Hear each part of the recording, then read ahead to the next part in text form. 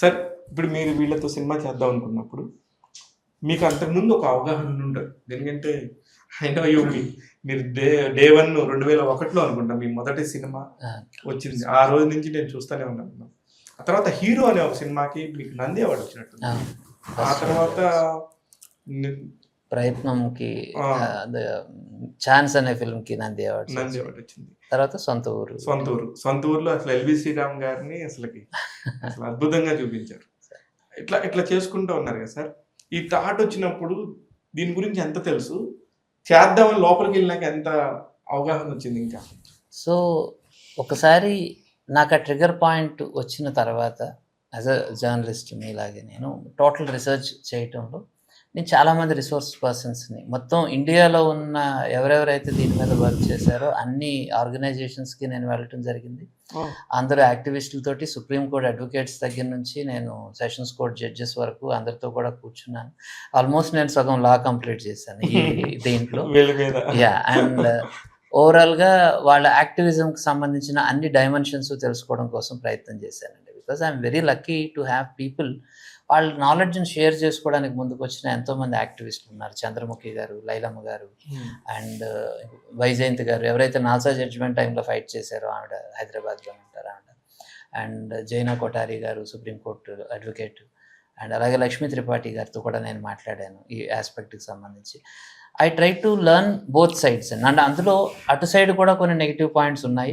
ఏది కూడా 100% దీంట్లో ఉండదు. ఇందులో మాఫియా ఉంది, ఇందులో రకరకాల ఎక్స్ప్లాయిటేషన్స్ ఉన్నాయి, ఇందులో ఫోర్స్డ్ కన్వర్జన్స్ ఉన్నాయి కొన్ని ఏరియాస్లో.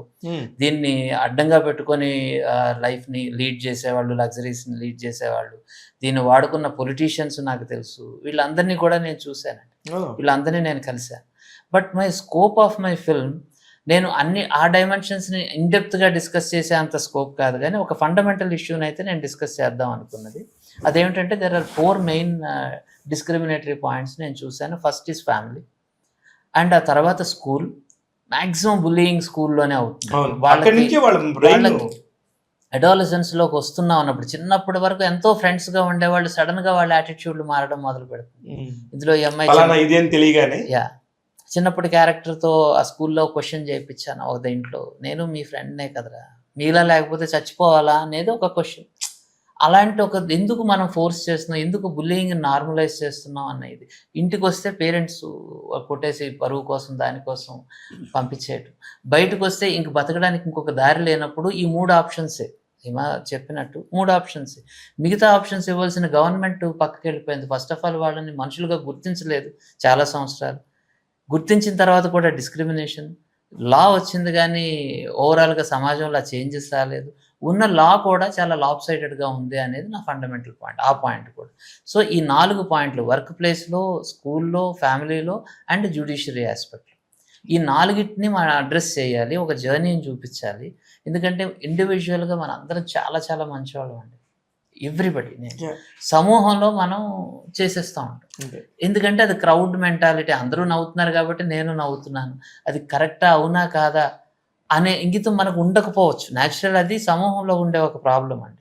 ఇండివిజువల్గా I think everybody is sensitive. అంటే ఆ కుర్రాడు చైల్డ్ ఆర్టిస్ట్ వసంత్ అనే కుర్రాడు స్కూల్లో ఆ పర్ఫామ్ చేస్తుంటే సగం క్లాస్కి అన్నీళ్ళు పెట్టుకుందండి పిల్లలు. అయ్యో, నాకు ఎంత బాధ వేసిందో. మీరు పంపించిన దానిలో ఉంది కదండి, అది నిజంగా బాధ చేశాడు ఆ పిల్లలు కూడా. అంటే మనం కానీ కూర్చోబెట్టి ఒక థియేటర్లో అందరినీ సెన్సిటైజ్ చేసి చూపించగలిగితే ఎన్నో అపోహలు ఉంటాయండి. అంటే ఇక్కడ బాధ ఉందండి, పెయిన్ ఉందండి, ఇక్కడ అపోహ ఉందండి, ఈ రెండింటి మధ్యలో బ్రిడ్జ్గా ఉండాలి అనేది ఈ సినిమా తాలూకా మెయిన్ ఆలోచన అండి. ఇప్పుడు ఎవరిని ఏం మారుద్దామని కాదు, ఏం మారుద్దామని అసలు కాదు, అట్లీస్ట్ లైట్ వేయాలి దాని మీద. అంతే కదా. అంటే ఏం మారుద్దాం అనటానికి కుదరదు. It's not a commercial subject. Me mentality కాదు ఎస్పెషల్లీ. ఇది పొగడ్త అనుకోండి, విమర్శ అనుకోండి. మీరు చేసిన 25 సినిమాలు సమాజానికి పనికొచ్చే, దాదాపు ఒక 5-6 సినిమాలకి బాగా బూస్ట్ అయింది, బాగా బాంబుల్లాగా పేరు వచ్చింది. దానికి కారణం రామానాయుడు గారితో మీరు సినిమా తీశారు. అప్పటిదాకా మీరు చేసిన సినిమాలు అన్నీ ఒక ఎత్తు, దానికి రాని ఒక పబ్లిసిటీ. ఎప్పుడు జనాల్లో 24 గంటలు తిరగని సునీల్ కుమార్ రెడ్డి గారు ఒక్కసారిగా ప్రజలకు తెలిసారు. నిజమేనండి? Yeah to certain extent definitely. నేను రామానాయుడు గారితో చెప్పిన ఒకటే మాట ఏంటంటే, సార్ నేను అప్పటికే 8-10 సినిమాలు చేస్తున్నాను. అవును. సినిమాలు నేను చేస్తాను, నాకంటూ ఒక కుంపటి ఉంది, నేను పెట్టుకొని నేను వండేసుకుంటా ఉన్నాను నాకు అవుతుంది. మీరు పిలవటం వలన as if I feel I'm invited in to the industry. నేను ఇండస్ట్రీలో పార్ట్ అయ్యాననే ఫీలింగ్ ఉంది. అప్పటిదాకా మీకు ఒక డిస్క్రిమినేషన్ ఉండింది. నేను మీ కుంపటి మీరు ఒక పాకలో వండుకొని తినేవారు. నేను రెడీ, ఓకే నా డిష్, నా చిన్న ఇది, ఎవరు నచ్చిన వాళ్ళు ఇడ్లీలు తింటారు, నచ్చిన వాళ్ళు వెళ్ళిపోతారు, I'm okay with that. Industry acceptance అన్నదానికి నేను, ఎందుకంటే నేను ఇండస్ట్రీకి వచ్చినప్పుడు ఫస్ట్ కలిసిన వ్యక్తి, సజెషన్స్ తీసుకున్న వ్యక్తి రామానాయుడు గారు. నేను సార్కి ఆ విషయంలో చాలా రుణపడి ఉంటాను. అసలు నాకేం సంబంధం లేదు, ఆయన నన్ను పిలిచి లోపల కూర్చోబెట్టాల్సిన అవసరం లేదు, బట్ హీ ఇన్వైటెడ్ మీ. నాకు కొన్ని సజెషన్స్ ఇచ్చారు, జాగ్రత్తగా చేసుకోమ్మా అని వెళ్ళిపోయారు. 10 years down the line sir నాకు ఒక అవకాశం ఇచ్చారు. I felt okay, I'm in the industry part. కానీ ఇక్కడ కూడా ఆ అమ్మాయికి కనబడతా కళ్ళ ముందు డిస్క్రిమినేషన్ ఉంది, మీలాంటి వాళ్ళకి కనబడకుండా డిస్క్రిమినేషన్ ఉంది. ఎంతవరకు ఒప్పుకుంటారు? సార్ డిస్క్రిమినేషన్ అంటే డైవర్సిటీ అండి. ఆడియన్స్కి అన్నీ కావాలి.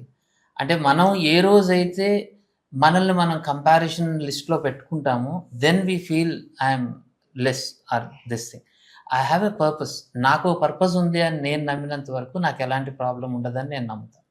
సో నేను ఒకసారి discussing with my wife and నేను అడిగాను దాన్ని, నేను ఏమన్నా వెనకబడుతున్నానని నీకేమన్నా అనిపిస్తుందా అని. అంటే ఈ రేస్ అందరూ పరిగెడుతున్నారు కదా. She asked me beautiful question, ఎవరితో అని.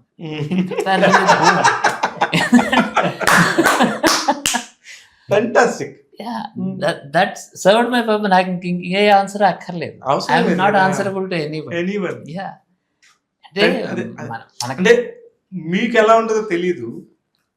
సంహౌ ఒక దర్శకుడితో మాట్లాడుతున్నప్పుడు ఒక నాలెడ్జ్ షేరింగ్ ఉంటుందండి ఒక జర్నలిస్ట్కి. ఎందుకంటే వాట్ హీస్ థాట్ ప్రాసెస్ అనే ఒక మైండ్ సెట్ ఉంటుంది ఎప్పుడు కూడా. అది ఈయన దగ్గర నుంచి నేను ఒక రొమాంటిక్ క్రైమ్ కథ తీసుకున్నప్పుడు చూసుకోండి, ఆ టైంలో విపరీతంగా మెడల్లోంచి చైన్ లాగేసుకొని యువతంతా చెడిపోతున్నారు. దానికి చెడిపోతున్న మూల కారణం చెప్పాడు ఆయన. మీరు అందరూ చైన్ స్నాచ్ లాగేవాడిని పట్టుకుంటున్నారు, కారణం అక్కడ కాదని చెప్పాడు ఆయన. అలాగే గల్ఫ్ అని ఒక సినిమా తీశారు. గల్ఫ్ మీకు 2 రోజులకు ఒకసారి TV9 వచ్చిన కొత్తలో గల్ఫ్ బాధితులు అని వినపడుతూనే ఉండేది. దాని మీద ఒక సినిమా తీశారు. I completely respect him. అందుకనే చెప్తున్నాను, అప్పుడు ఈయన తీసిన మంచి మంచి సినిమాలకి గవర్నమెంట్ గుర్తించి నంది అవార్డ్స్ లాంటి లేకపోతే వేరే అవార్డ్స్ అయినా చెప్పినప్పుడు పక్కన ఇంకో డైరెక్టర్ ఉంటాడు, ఆయన ఒక సినిమా చేసి ఉంటాడు లేదు, హీస్ అసలు ఆయన ఫైర్ బ్రాండ్ లాగా తెలిసిపోతుంటాడు. ఈయన పక్కన అలా వాకింగ్ చేసుకుంటూ వెళ్తుంటాడు. ఇద్దరు ఒకే ఛాంబర్ దగ్గర కనపడతారు నాకు. నేను ఇద్దరికి రెస్పెక్ట్ చేస్తాను యాజ్ ఎ జర్నలిస్ట్. కానీ మీకు ఎలా ఉంటుంది అనేది నాకు ఎప్పటికీ అర్థం కాదు. ఇద్దరు పర్స్పెక్టివ్ వేరే కదా. సునీల్ కుమార్ రెడ్డి గారు చెప్తారు. నా పర్స్పెక్టివ్ ఏంటంటే నేను ఆలోచించిన విధానం తప్ప లేదనంటే సొసైటీ ఒక స్టాండర్డ్ ఎక్స్పెక్ట్ చేస్తుంది. సక్సెస్ అంటే ఏమేం చేశారు, ఇల్లు, కారు, ఇవన్నీ కూడా మెటీరియల్ సక్సెస్ పరంగా వాళ్ళకి ఒక డెఫినేషన్ ఉంటుందండి. సో సక్సెస్ తాలూకా డెఫినేషన్ నేను మీరు ఎప్పుడు అనుకోలేదా, నేను కూడా మంచి కథలు తీయగలుగుతున్నాను, నేను ఒక మంచి కథ చెప్పగలుగుతున్నాను కదా, నేనెందుకు ఒక ప్రొడ్యూసర్ నొప్పించుకోలేకపోతున్నాను, నేనెందుకు ఒక పెద్ద సినిమా తీయలేకపోతున్నాను, ఒక హీరో దగ్గరికి వెళ్ళి ఎందుకు కథ చెప్పలేకపోతున్నానని మీరు ఎప్పుడు ఫీల్ అవ్వలేదు?